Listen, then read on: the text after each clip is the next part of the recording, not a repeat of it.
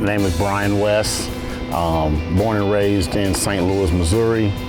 As you can see, we're outside now. We're in front of my new toy, my Pit Boss pellet smoker, and we're going to be using my traditional upright smoker also. Doing pork shoulders today. That's one of my favorite things to grill. I would say probably over the last 10 years, I've really mastered the art of the shoulder. This is my first time doing it on the pellet smoker, so we're gonna see how it tastes. So I'm doing two of them today, one on the pellet smoker, one on the traditional smoker with wood, just to see what the different flavors are, so I can just do trial and error and build on the skills that I have already. So the first thing I'm gonna do is I like to spray down with apple juice just to start off, so it can start to collect moisture. We want to inject also. So there's a variety of different things that people use. I like to just use plain and simple store-bought apple juice. And just getting it in there, getting deep into the muscle and inject it. We have a total of about 6 hours that we're gonna cook this, so we don't want it to dry out. So we want it to stay nice and moist and juicy. So you wanna make sure you get the needle all the way into the middle, into the bone, so that the meat can absorb as much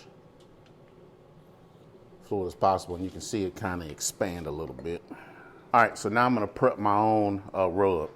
This is basically a Kansas City style rub, but we put a St. Louis twist on it, and I'll explain that here in a second.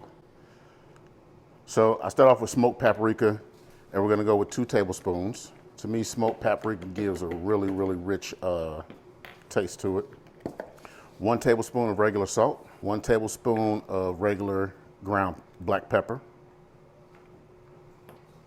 1 teaspoon of onion powder, 1 teaspoon of garlic powder, 1 teaspoon of chili powder. This is where we really get into the Kansas City style of barbecue. I like to use a little Old Bay in my rub just to give it a different flavor. And we'll add a teaspoon of ground mustard. It's our St. Louis portion to it. All right, we're gonna shake that up really well.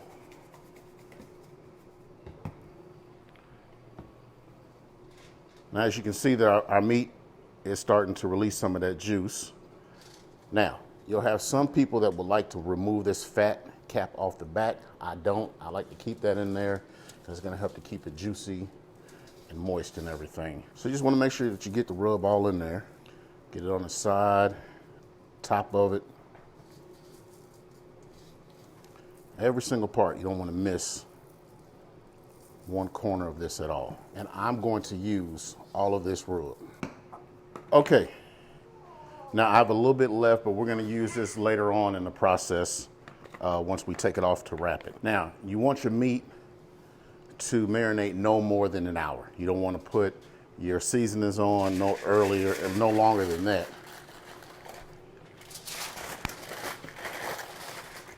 So I've got a big piece of foil here, and I wanna keep this at a nice cold temperature. So got my cooler here full of ice. We're going to pop both of our shoulders in there.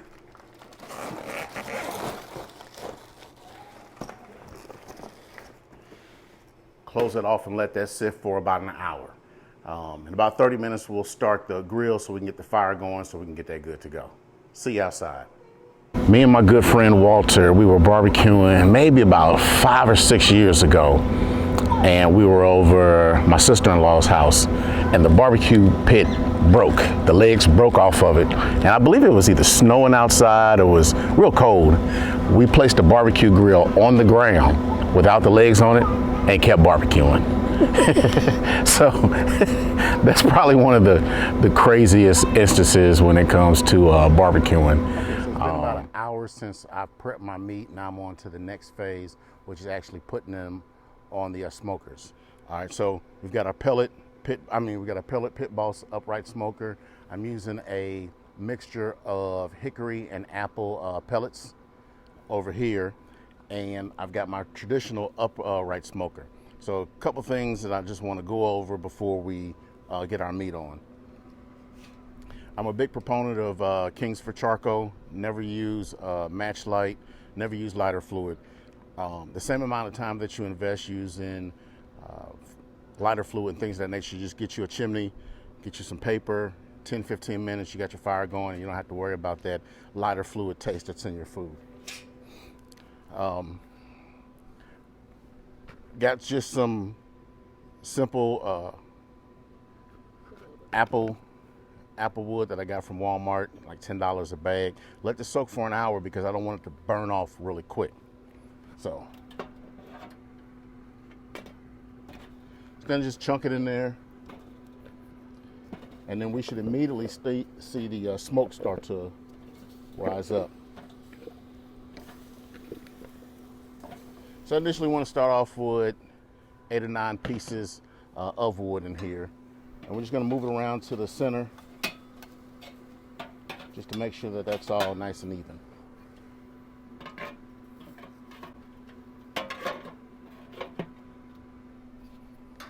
All right, since I soaked it for an hour, it's not going to burn off really quick, and it's going to last a few hours. Also, probably got about 2 gallons of water in here just to keep the moisture in there. Same thing in here, about 1.5 gallons of water in here. All right, so we should start seeing that smoke rise so we can go over here to our meat. Okay, so for my meat, I like to use probes so I can tell the temperature, keep a consistent temperature. I picked up this ThermoPro on Amazon. It's wireless, so I can be in the house, off anywhere, keep this in my pocket. It's gonna let me know the temperature of the smoker, the temperature of the meat, and I've got it set for how I want the internal temperature of the meat to be. And I believe I paid like $29-30 for this right on Amazon. All right, so our shoulder, as you can see, it's had an hour just to sit. It's started to absorb all those spices that we put in there. Like I said earlier, we don't want it more than an hour that you marinate. You don't want to do this overnight. You don't want too much of those spices all the way on the inside. So I'm gonna take my probe,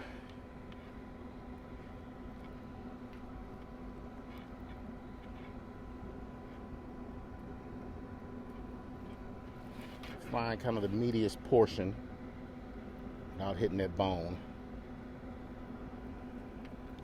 and there we go.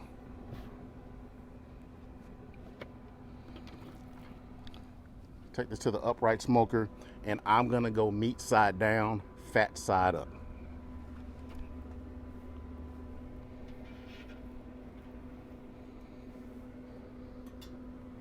Okay, so we're gonna connect our ThermoPro. So we get that smoking. I want to cook it for about 6 hours at around 250 degrees. And already my ThermoPro is telling me that the internal temperature of that shoulder right now is 44 degrees. So I want to get that to about 165. Right into that meaty portion again.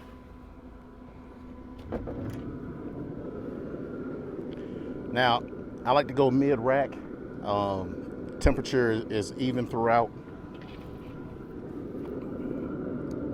Fat side up on that, meat side down. As you can see, the flavor is really soaked into there.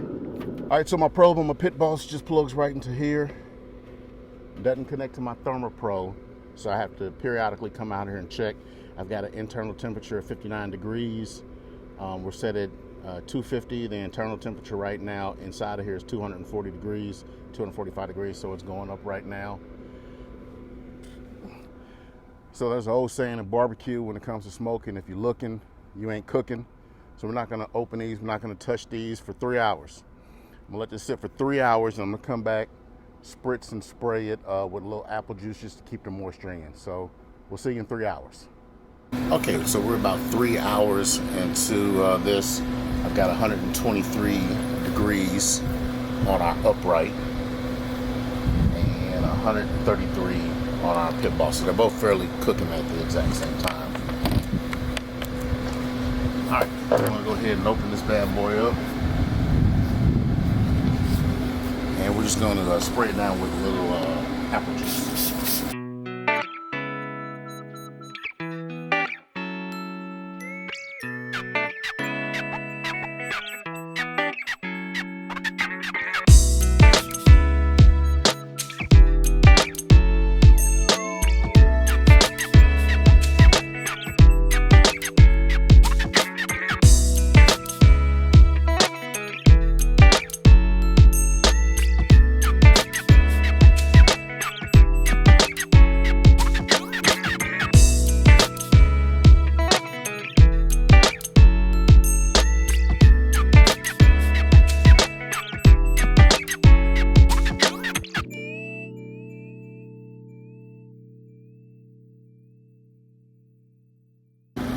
marked on it. Got the grill lines, real juicy as you can see.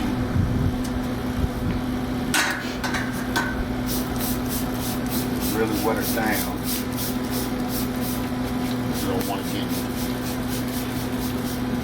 too dried out on the outside.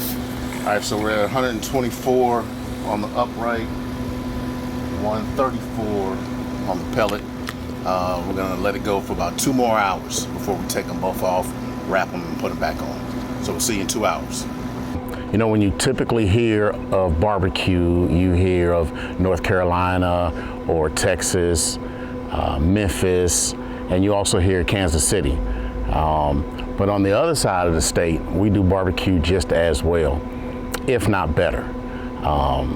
So I've been barbecuing now for about 26, 27 years. When I first started out, I had a little bitty grill, the kind that you get at Walgreens. I was using matchlight charcoal, and everything was just tasting like lighter fluid. So I've really developed over the years through trial and error and through seeing other people what works best for them and just dabbling.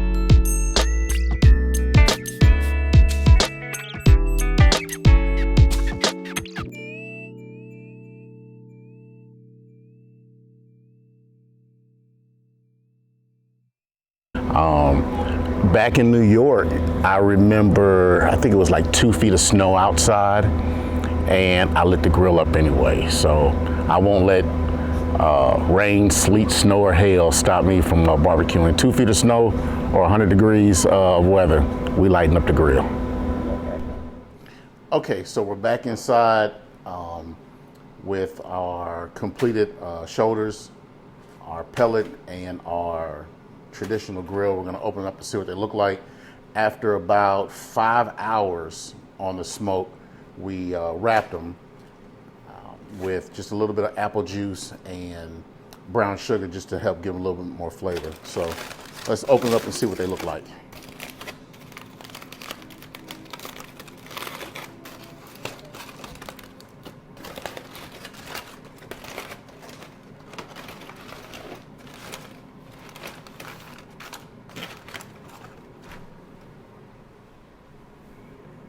So just on a side note, I did let this sit for about an hour after it came off of the grill, just so the juices could absorb back to the metal. So there's 3 different cuts I'm gonna do. We're going to do pulled pork, we're gonna do slices, and we're gonna cut some burn ends. So I'm gonna take our slicer.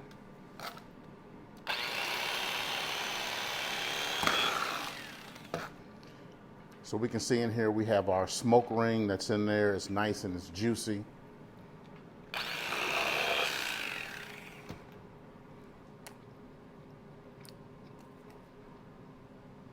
Really good. Let's put this one to the side. And we're going to cut into our one that was on our traditional smoker.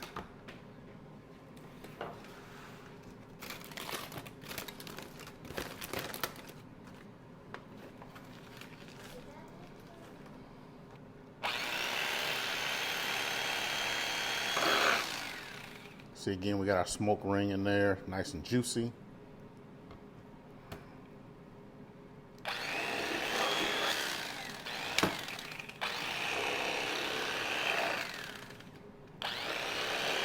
Here's our burnt end pieces.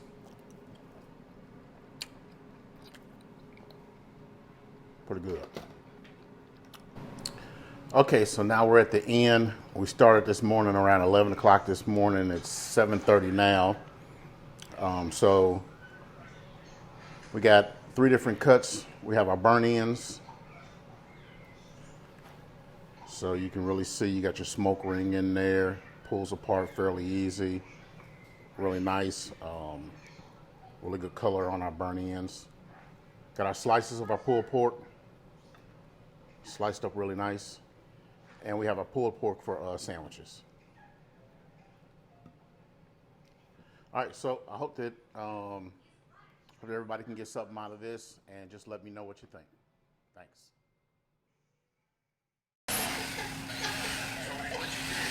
You tried to swap on somebody and still got it. It tastes good. It tastes good.